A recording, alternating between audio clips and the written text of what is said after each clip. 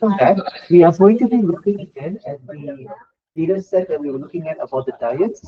So if you could bring out your piece of paper that you had from the last time, we're going to finish it today and also discuss some scratch pair. All right. So just to do a very quick recall, we were looking at comparing diets and okay. So just to make sure we're all on the same page, how many diets do we compare?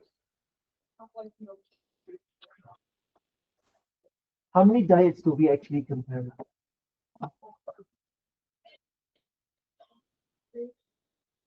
How many diets are we comparing? Do you know where the data set is? So the data set lives in the data set area here. So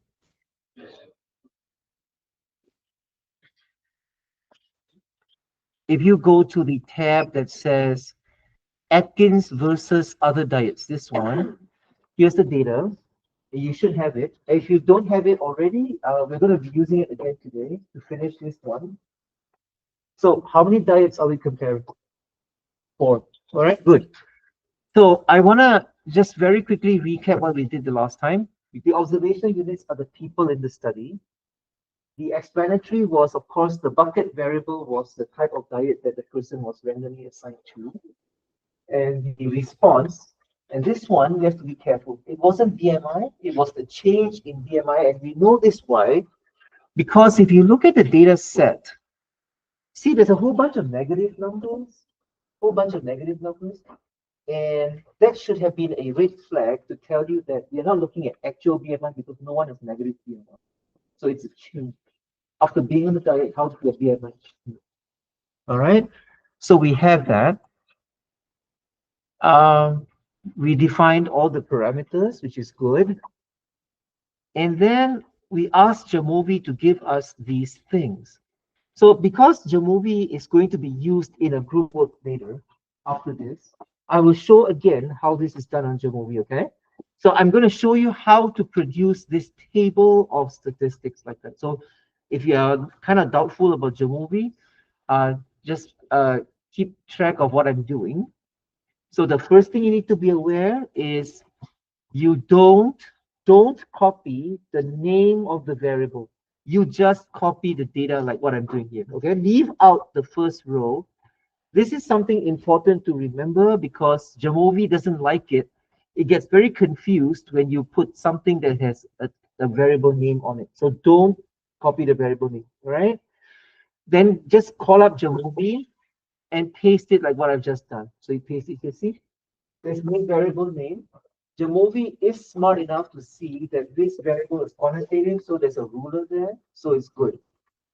You should always name your variables so that they are meaningful. So this should be change in BMI or BMI change or whatever. Again, I will say this. It is good practice to always use just the one word for variable names. Don't have spaces between your words. If you must have a space, use an underscore. You will thank me later, all right?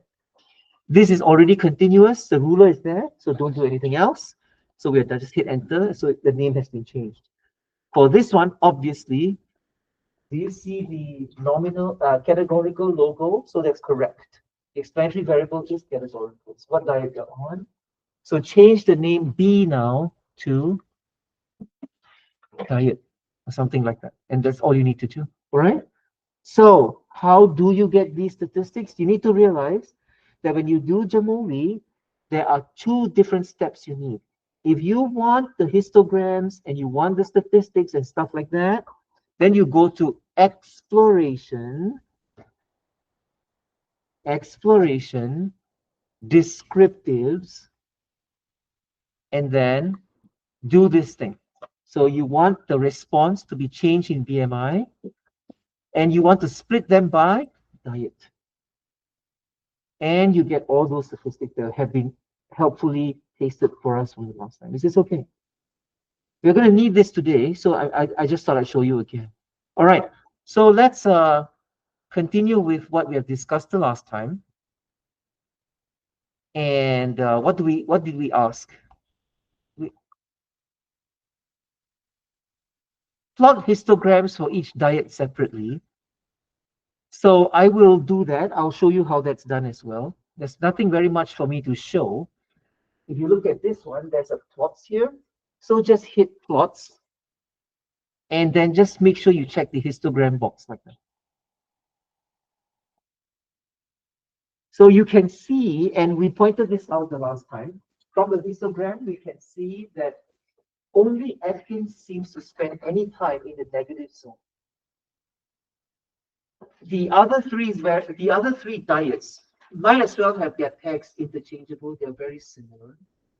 So if there's any diet that could potentially be effective, I would say that Atkins has the biggest chance of that. We want a negative change in BMI, right? Because that means that you're losing weight. And that's kind of the point of being on diets and stuff like that. So I would say that what we wrote the last time was, and thank you. I think most of you, I think all of you sent me the plot that I asked for, this plot. But I've just shown you again how to do it. So you plot the histograms. They are all pretty similar. However, Atkins has more negative BMI values. All right. So let's continue. I don't know whether you did this the last time. If you did, you can start typing your answers here. This is just to revise. First of all, how many validity conditions are there in this kind of multiple means context to check? Tell me how many there are first, before you tell me what they are. How many should you be looking at?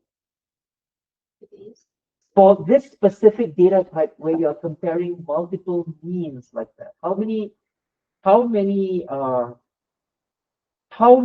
validity conditions are there even to think about? You can check your slides. You should check your slides actually. How many VCs are there? Yes? There's three. Good. Can we start naming them? Who are pretty similar? What do you need to have at least? Very good. You need at least 20 observations per or in each group. And we can use a better word than group here, in each diet. Very good. Don't say success and failure because this is not a proportion problem. Very good. It's very fundamental. All data discretion will be too skewed. So let's check this looking at our plots. Do we have at least 20? I think we have at least 70 in all diets if you check the ends. So that's okay. How skewed are these? Not too bad. Yeah, that's right. Not too bad. What's the third VC? Did anyone remember what it was? Yes, the largest SD among all the groups. Very good. Thank you. Should not exceed twice the smallest SD. Very, very good. This was new, right? Now let's check. Is this true? Where's our SD? Yes, look at the SDs. What's the smallest SD? 2. What's the largest SD? 2.54. Clearly, that's not more than twice of 2, right? So, good. I believe this is one of those rare times that we actually met all three VCs. Very good. So let's do this one. Yeah, this one. I like. So we have this, and we also have this. Very good. Okay. Report the F-stat value. I'm going to show you again how to get this, but I believe some of you know how to do it. Whoever does this, can you please give me a screenshot of your Jamovi showing the F-stat value? Can you do that? I don't want the formula for the F statistic. I just want you to show me the screenshot that has the F statistic value. Let me jog your memory a little bit. What is the name of the test that we also call the F test? Does anyone remember? What is the name of the test? It's commonly known, it's 5 letters and it starts with an A. Very good. It's the ANOVA test. It is the second most famous test, so you don't forget. So remember, the 2 sample t-test is for comparing 2 means. The ANOVA F test is for comparing more than 2 means. Very, very important. So yes, this is exactly what I want. Can you see the F stat 3.8? And can you see the p-value is pretty small? So at 5%, do you reject the null hypothesis? The answer should be yes. So is there evidence that the means are not the same? Yes. So calculate S pooled. Well, that was fast, 2.193. Can I ask you, thank you, can I ask you to show me your work for this? So, okay, remember that S pooled, and you don't need to give me generic, that takes quite a while. It's something minus 1 times something square, and then you keep repeating this structure. You actually do this how many times? Aren't we comparing 4 diets? So do this 4 times. And then you divide by something plus something plus something plus something minus something. Okay, so I will help you out by actually screenshot. Actually, this table, there's 2 versions of this table somehow. So I'm going to try.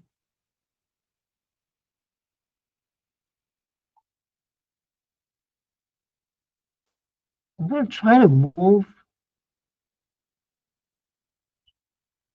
Oh, yeah.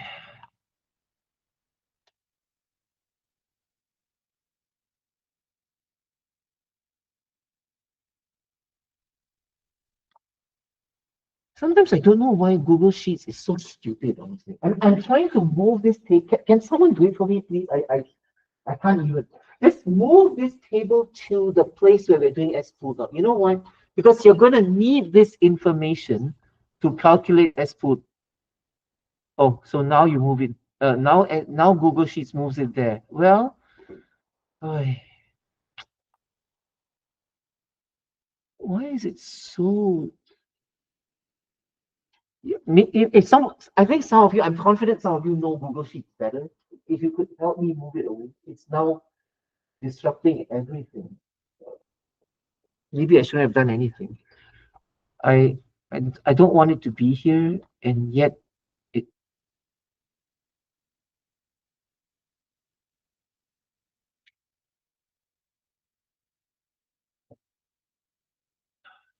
Thank you so much. I think you detected how distressed I hate this kind of thing, honestly.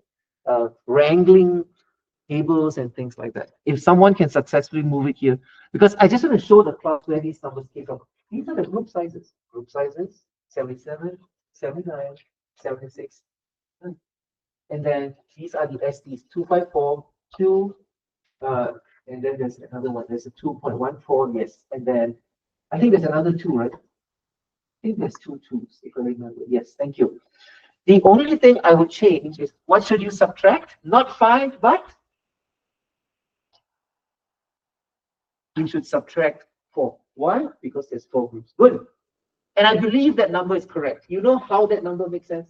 That number makes sense because it is between 2 point whatever. Hold on. You will see that 2.193 is sandwiched between 2 and 2.54. That way you know that your number makes sense. It's not less than the smallest number, and it's not higher than the largest number. It's sandwiched between all 4. All right? So that's how you can tell that it's actually okay. I think it may actually be easier for me to try to delete. Let me try to delete the table, honestly. Oh, now I cannot. Okay.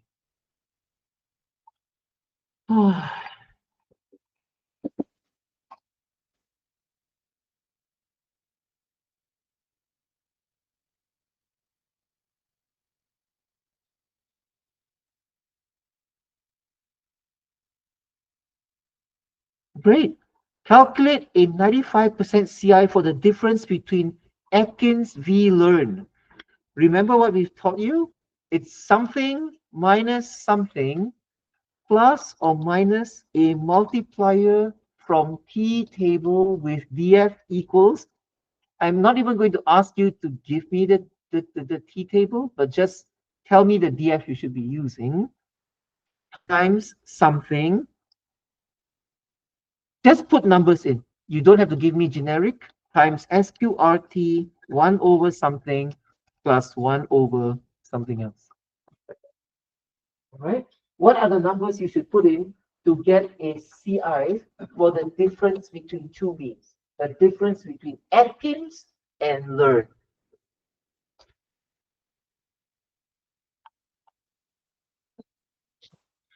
Thank you. Whoever is fighting with Google Sheets, I really appreciate it.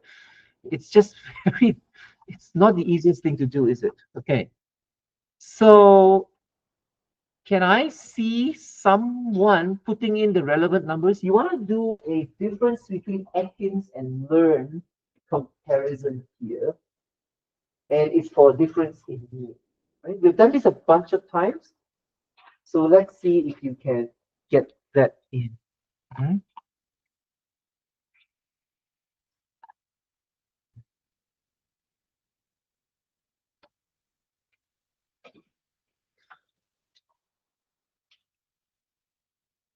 Very good. Did you see that? Minus 1.6 whatever, because if you look at the original table, yeah, thank you. I think it's, yes, I think finally the table is, yeah. So look at the means. Do you see Atkins has a mean of minus 1.65? And then we're doing Atkins v learn. And learn is minus 0.922. So take those two numbers. Thank you. I think you have solved the problem. Thank you. It's gone now. Thank you. So minus 1.65 minus 0.922. Anyone know what number goes here? Not a very difficult question. Just copy paste. You don't need to type anything. Copy paste. What is the correct DF? Even the DF, I actually prefer you to show me where you can get an expression for the DF. You don't even need to calculate anything. Copy paste. Right? What is the correct DF you should be using? That's right. Very good. The DF you should be using is the sum of all the sample sizes less the number of groups. So just put it, yes. Now I think we still want those words. Maybe you can control Z. Don't erase those words. Yes, just type in it, just paste the DF after that. That's right. Right. So be careful. The multiplier is not the DF. The DF gives you the place to go to get the multiplier. Very good. Only a few things remain. What goes inside here after the multiplier? It's always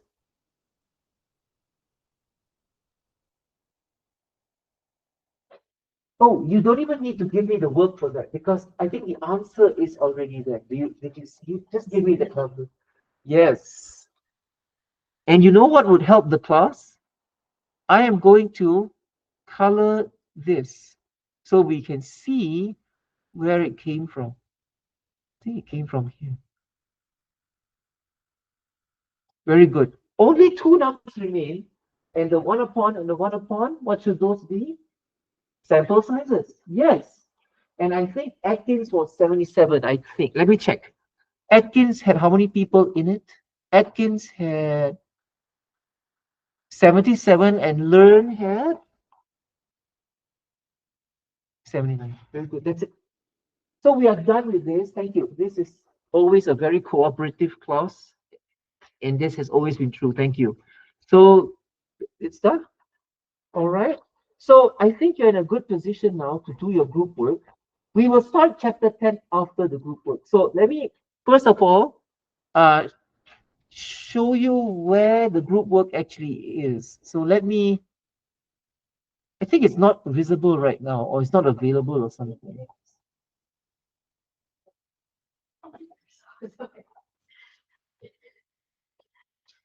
So the group work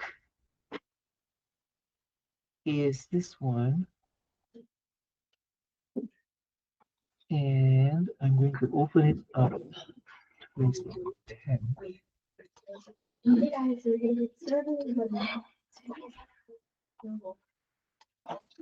Okay, tell me, do you see group work 7?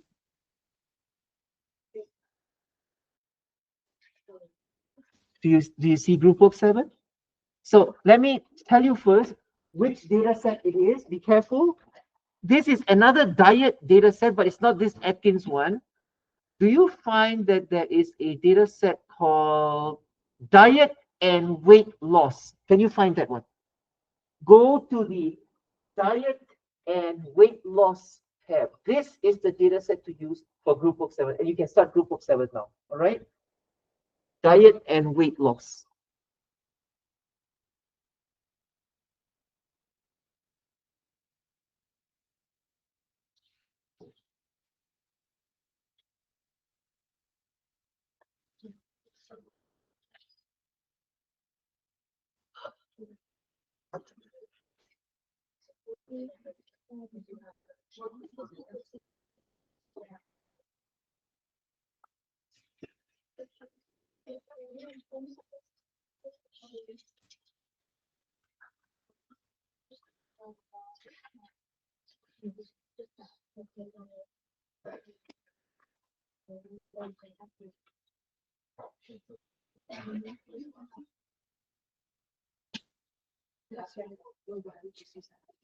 Yes.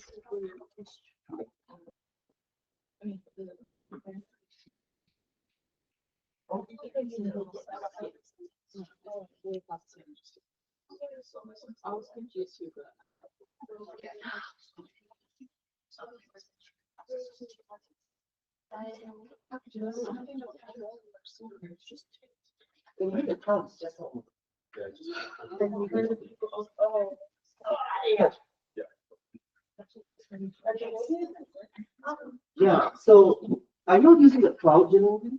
Yes. That is an issue with the CloudGen movie. So the best way to get around that is to use the school computer, because the school computer, the one that's in front of you, has the movie on it.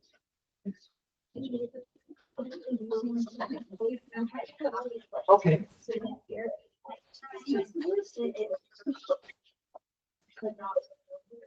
Oh, okay. Well, actually, shut off this stream. Oh, shut it on.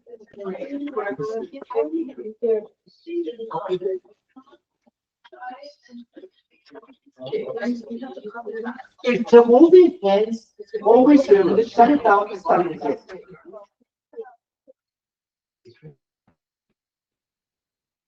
Okay. Okay, great.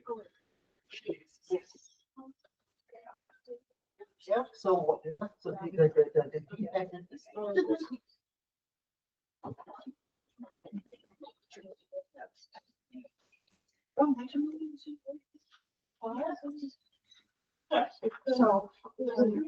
yeah, so Jehovah Cloud.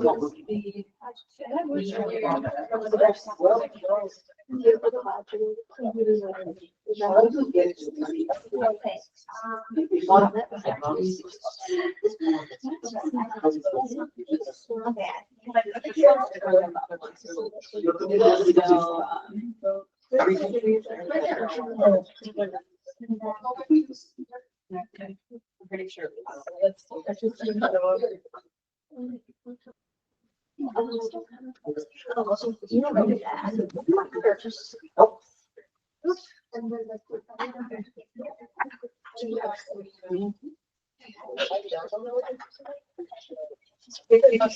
It's on the. Oh. Can you find the meetings? It's already in. It's already in. Yeah. So you can use Google. And this is called offline.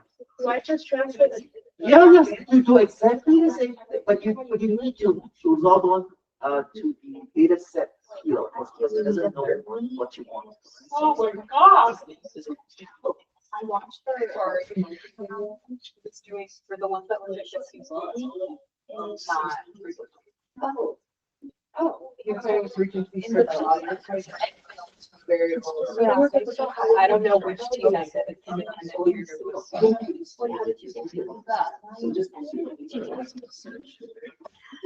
I don't know if there's only one. Then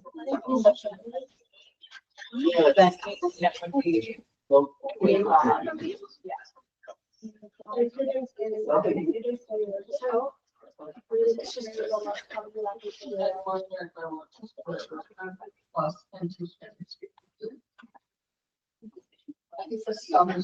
Let's try one. That's it. Yeah, you're not even right analysis. It's just a unit test. Okay, is it this one? No. So if you look, what is the test code? It's ANOVA. ANOVA. Okay. Yeah, and then it's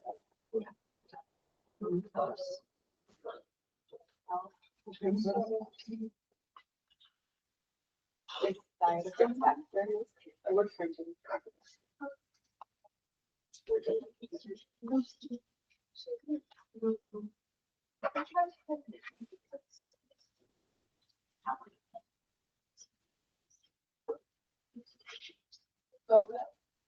I don't.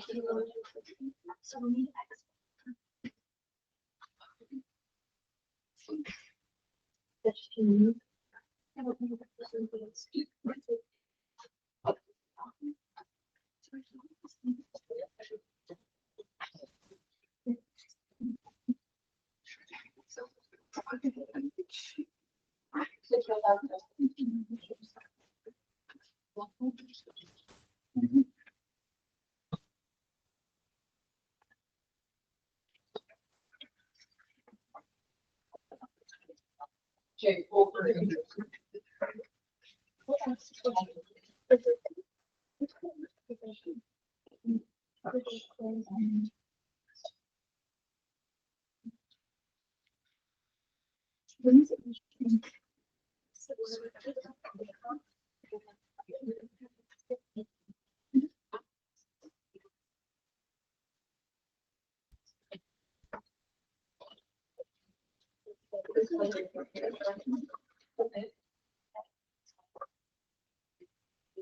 Yeah.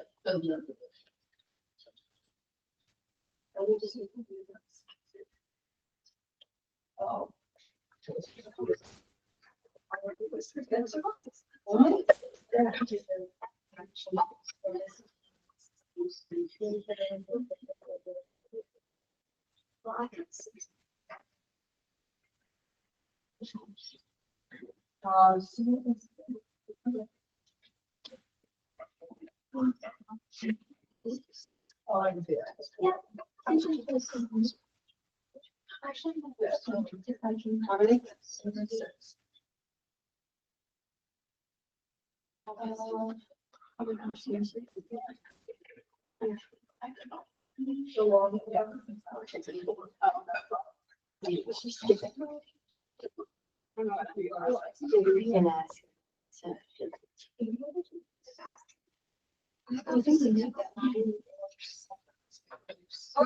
Yeah, It's a little bit confused. I'm like, where? So this is the ANOVA test. That's different. If you want the statistics, remember what's the thing with the test? Where those come from? No, the exploration. I showed this just now for descriptives, right? Sorry.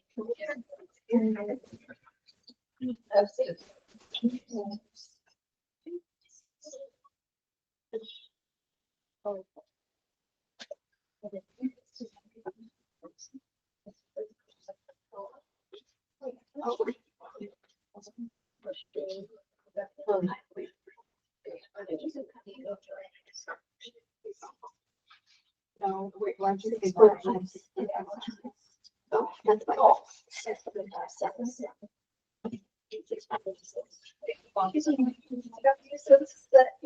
Yeah, so this means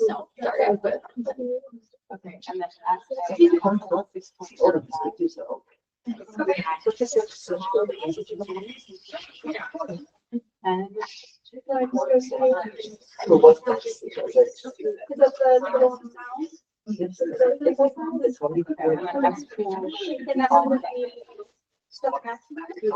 wait, all the ends are on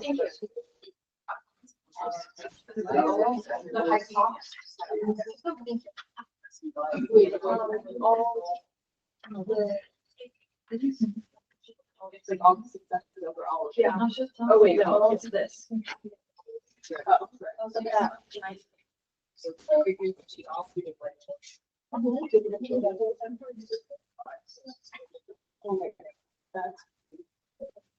Right.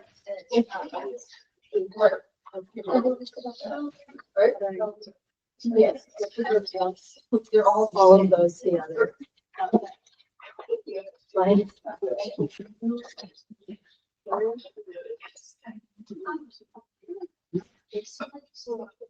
Yeah. Yeah. 21 minus, or 21 plus 26 plus 20 plus 26 is minus. I will be correct. No, that's two. Oh, that's what. Because this is related to utility.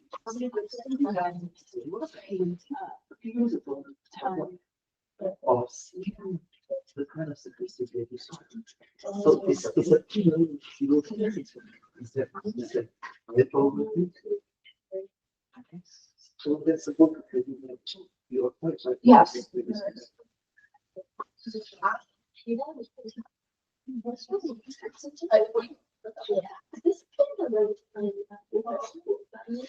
What is ASS? Yeah, I don't know what it is. Just check to see if it's between all the S. That's how you always know whether what you're. So you're only, so it's not. No. That makes sense. Because you see, the smallest one. The largest is like. Yeah. But you might want to, if you have time, you can double check. I made it such that you don't need this value to get all the answers.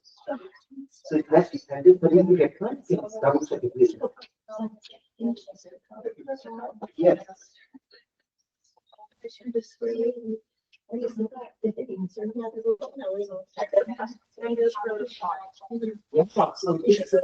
look at the key values.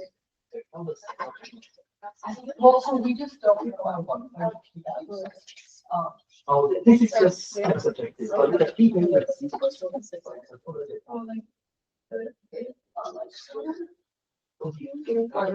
All the 0.6. Yeah. So almost like a probably.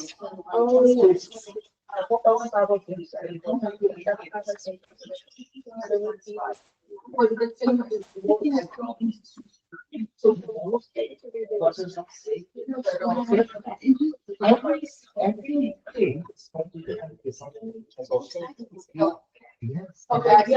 You get one? Yeah. Okay, very good.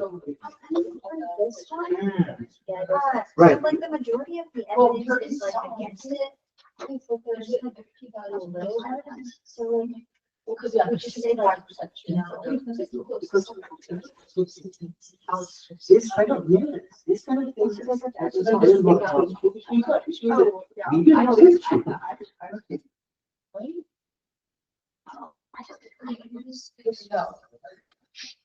because there's some evidence, just not. No, we'll just do it.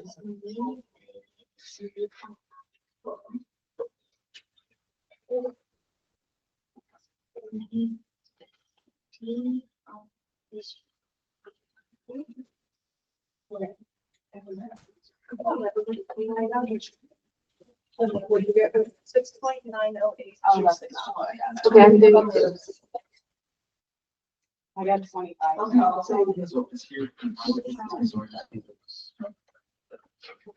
Yes, so that was it. So there's two things. And now we have.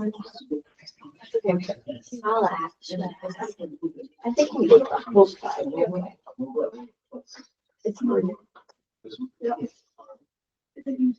So we got the same one. So there's 6.20. So there's two distinct here.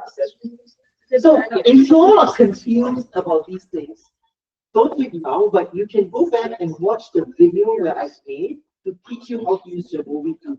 There's two things, right? Getting statistics is separate from doing the ANOVA test. There's two things you need to know, right?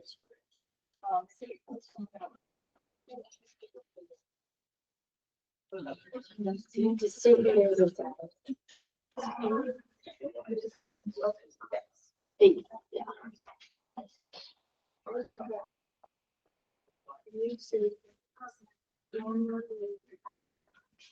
Weight loss for people. Hormone difference in mean. Weight loss for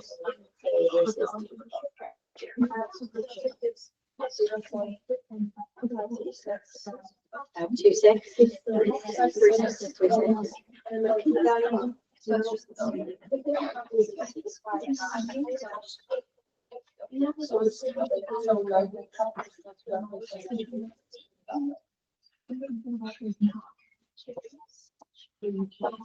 Yeah, I know you're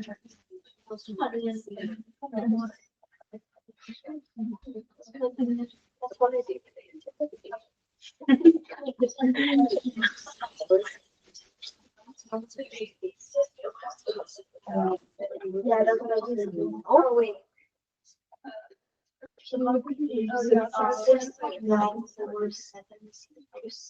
Yeah.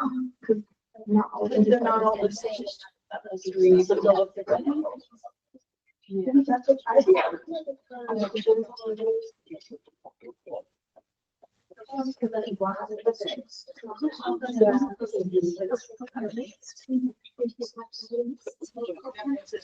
The first one, yeah, X bars.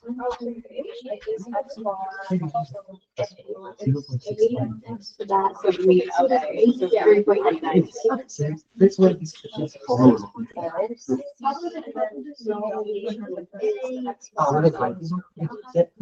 Four point it's five. kind of subjective, yes, I agree. But it's this is it's a p-value of 95. So it's called a p-value. How would I do this? It's abstract, like everybody wants to No, know. because the word. It's first of all, which means it's something that Oh, yeah. it's not special. It's Wait, not we're doing all A. the way from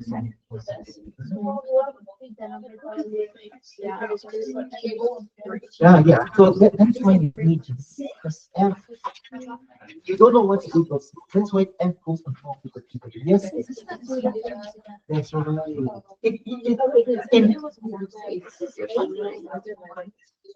Well, F statistic by definition cannot be negative. The issue and shown here that we are trying to get at is how big is business.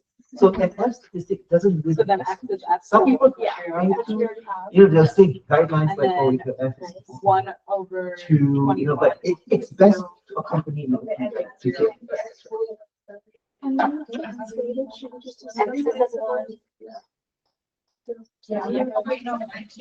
That's good. Yes, that's right. So people like to keep the No, benchmark one and a over. very popular with these. Oh, yeah.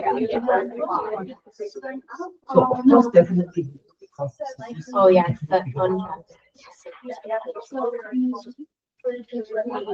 Would you reject it? You'll fail to reject it because your even is so much.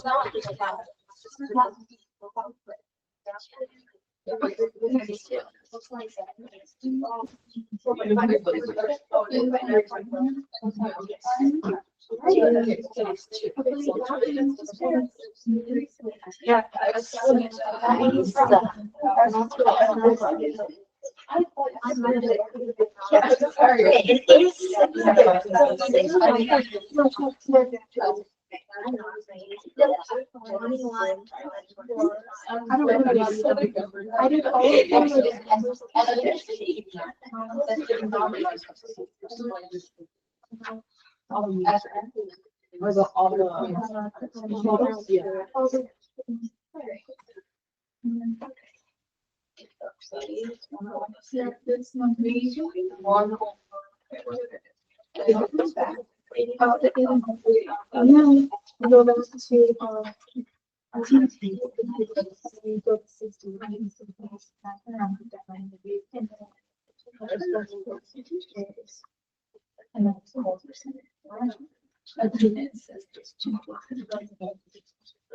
I know.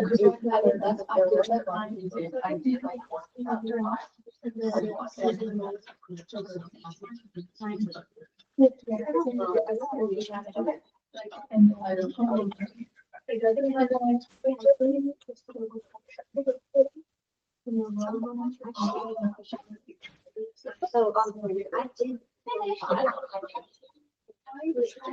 Oh, really? I know.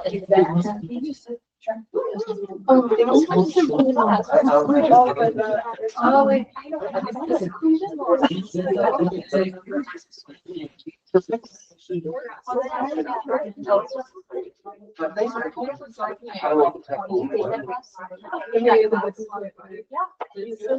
Speaker for myself, so we have this. I know. Yours might make sense too. It says now I'm like. Well, no. Yeah. Okay. Today, I think we should be able to finish class a little bit earlier, I think. So we will deal with what I want to talk about for chapter 10 first. Then we'll see how far we can go. Okay. So this is the final chapter for our class. So I don't know whether this is good news or not. I suspect it is good news for most of you because some of you really have found this class to be. I mean, I hope that you all have learned something. But it's just that chapter 10 is it's kind of sad that this is the place where the class ends because this is when the course is actually getting good. So it's kind of like the last episode of a season, and then the show doesn't get renewed or something like that. So if you like all of these kinds of statistics things, there are other electives you could consider. So just talk to me. But anyway, the point is this is the last chapter. Why is it unique? Chapter 10 is the first time that both explanatory and response are quantitative. This has never happened before. We have never had a situation where both the explanatory and the response are quantitative at the same time. You have just done the diet group work. That one, of course, has a response that's quantitative, but the explanatory was categorical. It was how many diets did you have? It goes into buckets like that. But in this example, in this chapter, actually, both explanatory and response are quantitative. Now, it's not as hard as it sounds. It's actually very intuitive. To motivate this kind of idea, we are going to look at a very easy data set to understand. Foot length and height. So we measure two variables on everybody. We measure each individual's height and also foot length. All right. I want you to look. Okay, so what's a scatter plot? It's just a fancy name for a picture of the data. And because the explanatory and the response are both quantitative, you would expect to see something like this. Every dot represents a person. Every dot represents a person. Everyone has a height and a foot length as well. So I would like you to stare at this graph a little bit. Can anyone tell me something that jumps out at you that's a little bit odd, or not odd, but this is not a trick question. There's nothing wrong with the data. Is there something about the graph that's making you say, okay, this is a little bit strange? It's just all over. Yeah, but okay. It is all over the place, but that's kind of not the, you can have graphs like that. Something to do with the axes. Anyone know what I'm getting at? Just stare at the numbers and see. There's any what? Sorry. That you are getting very warm. It's something to do with the units. That's right. There are no units, and that's always a bad thing, especially if you're in STEM. The units seem to be missing. Along those lines, can anyone discover something kind of odd about the way the data are recorded? Anyone see? Yes, they both don't start at zero. That's okay because does anyone have zero foot length and zero height? No, it doesn't happen that way. So you're very warm, getting really warm about the units thing. Anyone know what I'm trying to say? Is there something about these things that doesn't seem to be consistent or something like that? Can you? I want you to have a feel of data beyond just mechanically plugging in things all the time. I want you to actually look at the data. Anyone can tell me before I tell you the answer. Right? Is there something? Yes. Anything? Does anyone see something a little bit different about the way the data are? Hmm? It's something to do with the units. That's very good. But what about the units?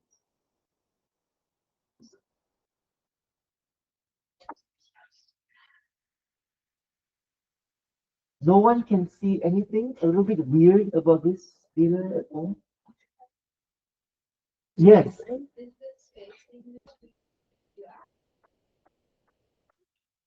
Okay. Can you elaborate? I think you're almost there. Yes. Uh, okay. Yes, there is a little bit of a break here, but I think what Claire is on the right track. What did, can you try to say that again? What?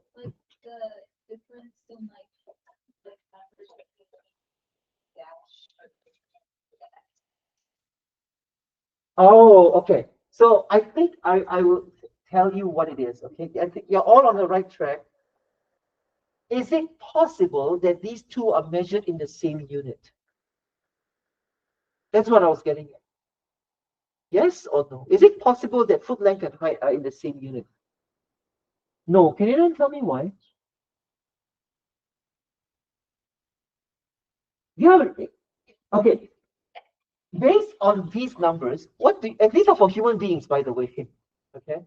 Uh, can you tell me what unit should be height based on these numbers?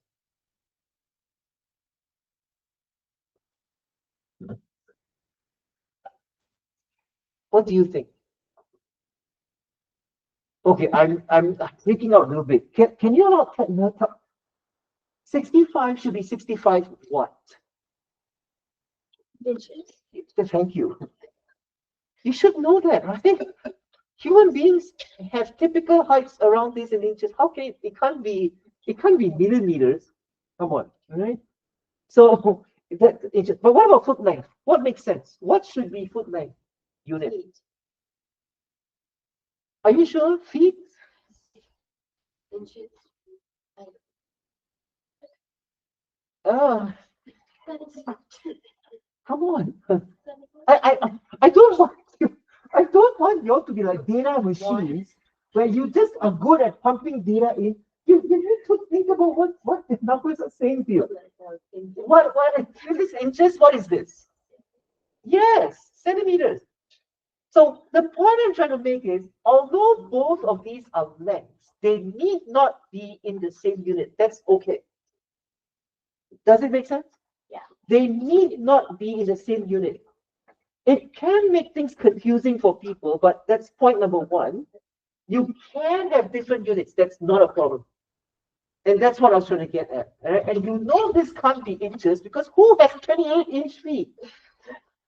Yeah, yeah. Well, part of my job as a statistics professor is to tell you to look at your data carefully. Very few people do, you know. They are so engrossed in analyzing it that they just jump in and not even know what's making sense. Okay. Lesson number two, you can have different units. That's fine. Okay. Anyway, that's a scatter plot of data. Are both these variables quantitative? Say yes or no. Yes. All right. Of course. What variable is the most reasonable choice for the explanatory and for the response? Now, if anyone can recall from chapter 4, we did define the variable that is the response is the variable that you're trying to, and what's the verb I want? What's the word I want? The variable that plays the role of the response is ultimately the variable that you're trying to, very good, predict. Which means when you look at the context of this problem, which variable do you think is more reasonable as the one that you want to predict?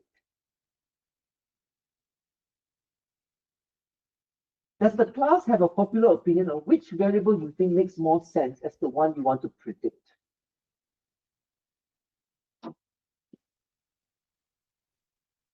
Anyone? There's no right answer here. You could tell me either one. I would say height. I'm leaning towards height as more reasonable because using someone's foot length to predict their height seems to be a more natural thing to do.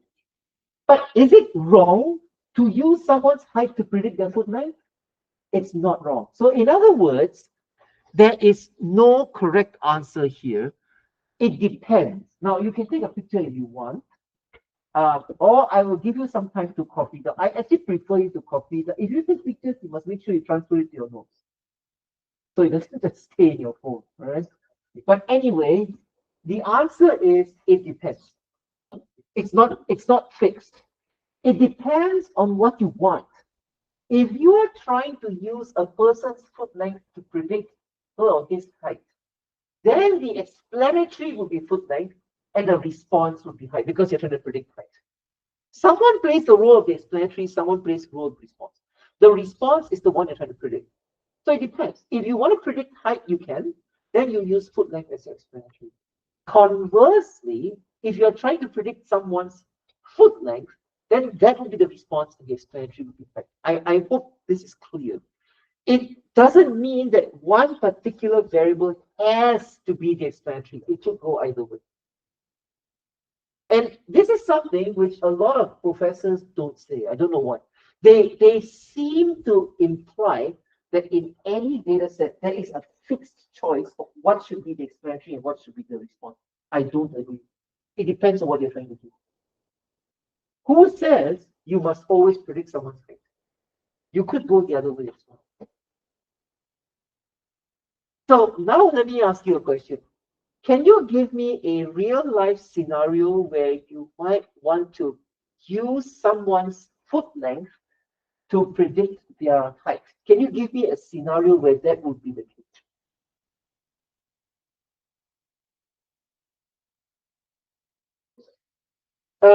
Can you give me a real life situation where you would use someone's foot length to predict how tall they were? Can you think of anything?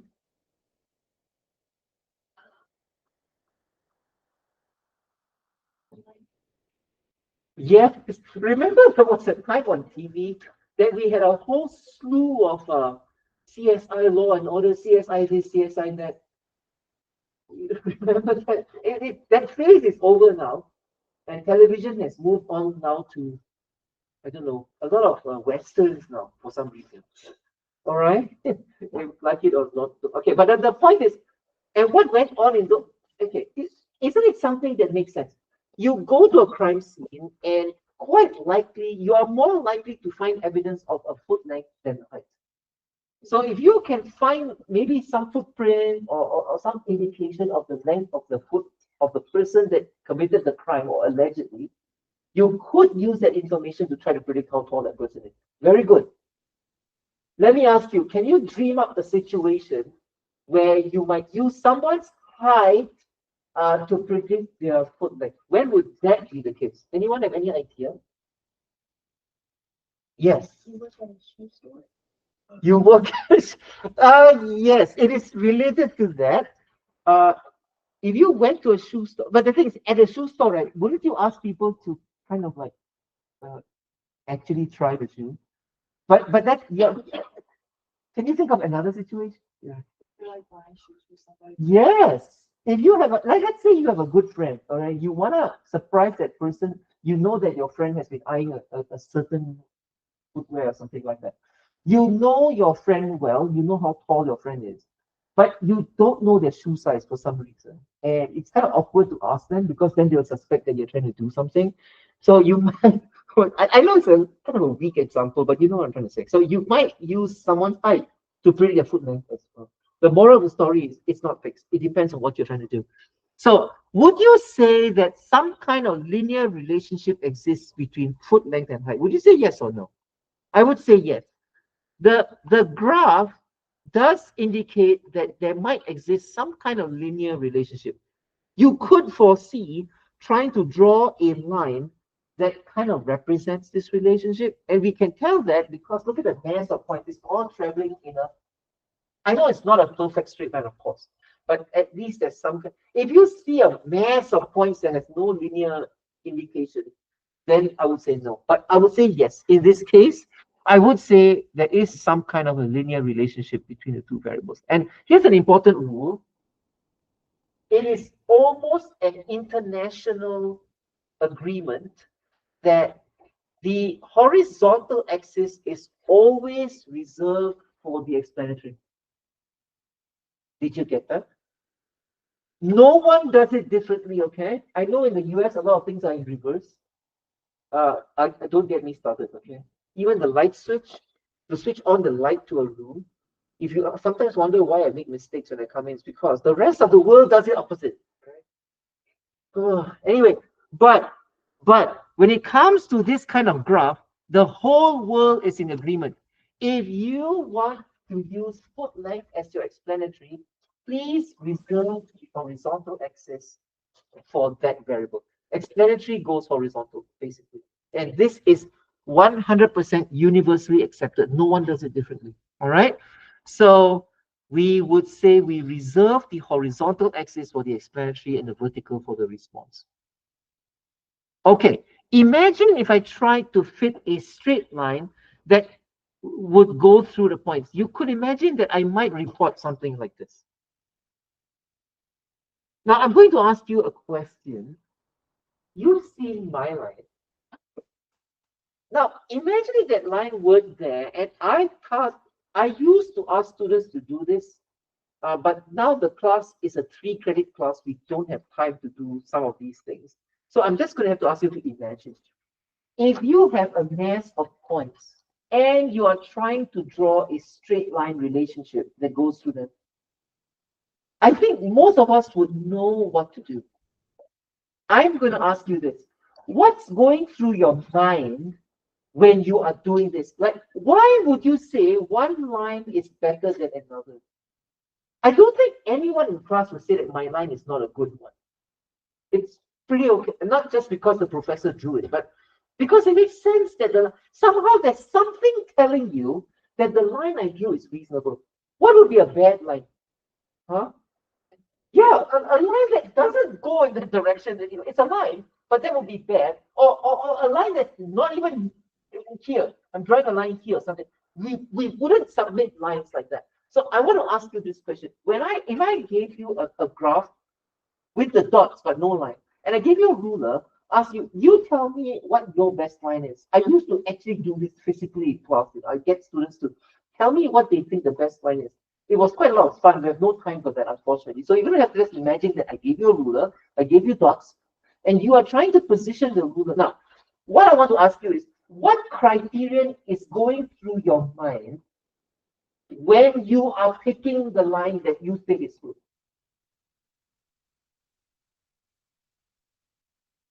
It's kind of like in life, right? You're trying to, I hate to use relationships so much, but I end up talking about relationships because it helps people remember stuff.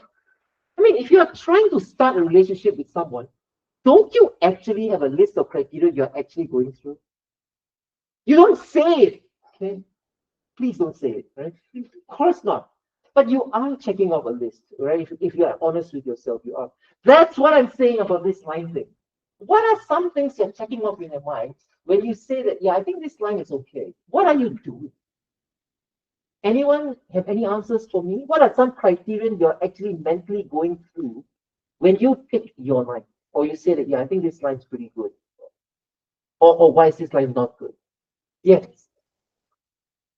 Yes, you want a line that's kind of in the middle of, can you refine that a little bit? When you say it in the middle of all the points, what's a good way to quantify that kind of thing? I just want to push you slowly in the direction. Can you make that a little bit more precise? Very good. You kind of want a line that has the same number of points above and below, but let me push you in another direction. But wouldn't a horizontal line in the middle also have the same number of points in the middle, on top and below? Why is that line not so good? I could draw a horizontal line positioned such that I have half the points on top and half below. That would fulfill that criteria. Why did I tilt the line like that? What am I trying to do? what criterion are you actually trying to fulfill? Sorry, what? That's okay. Don't be shy. Just tell me what goes on in your mind. You want to what? Why are you so afraid? I just want to know what's going on in your mind when you say that. I think this line's pretty good. Why? Yes. Yes. Good. Your line should respect the trend. Yes. Your line should respect the trend. Please don't draw a line that doesn't respect the trend. Number two, the line should have equal numbers of points on either side. There's just one last criterion if anyone can tell me. I mean, for example, I could have a line that respects the trend, but it's here. Why is that not so good?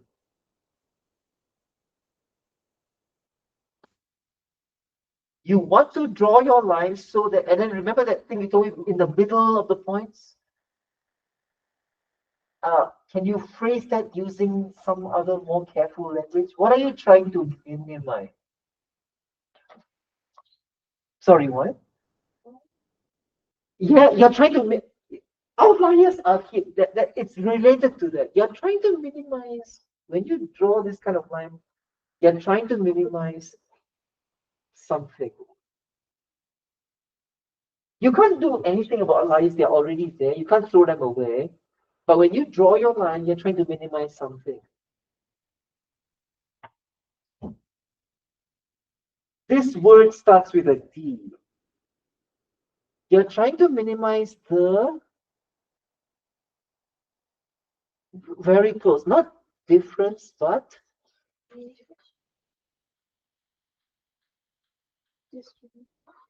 it's an 8-letter word.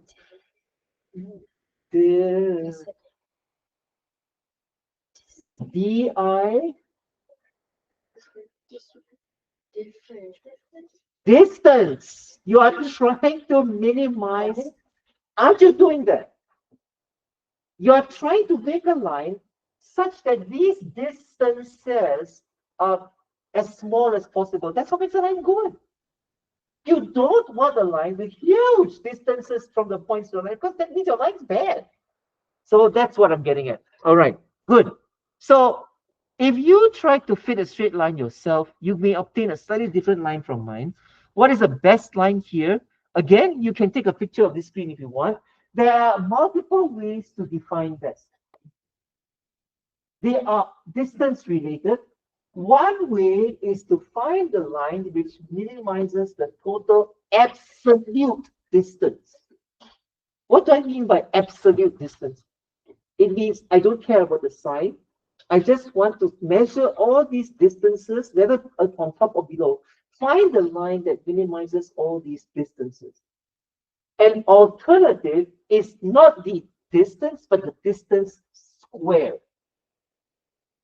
Now you may say, why go to all that trouble and square the distance? Isn't using the absolute distance more straightforward? Actually, it is. The thing is this. Squaring the distance creates the opportunity to make it mathematically easier to solve the problem. That's why we square the distance. So there are multiple ways to define best. You must understand that. It's not that there's only one way. I mean, we talk like that as well. When people sign yearbooks, right? Have a great summer, right? What else do they say? You're the best. Yeah, what do you mean? You're the best at what? Exactly. So the best takes different meanings. It depends on what you say best is. There are a few ways to define best. One way is absolute distances.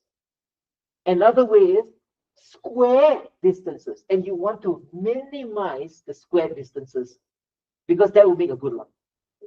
All right. So let me go back to that picture again. What are we doing? You are finding a line so that when you find these distances and square them, so let's say this is 1 inch, 1 inch square, this is 2 inches, 2 inch square, you add up 1 square, 2 square, all these square distances are as small as possible. That's a way. Now I'm here to tell you that if you fix your definition of best There will be only one line like that. You can't find two lines that are different that will optimize according to one criteria. So if you pick the criteria to be the best in terms of square distances are minimized, there's only one line in the universe that will work.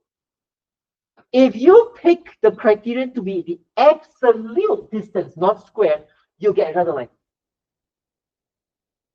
So please, if you fix your criteria for best, then there's only one line. Again, with relationships, right?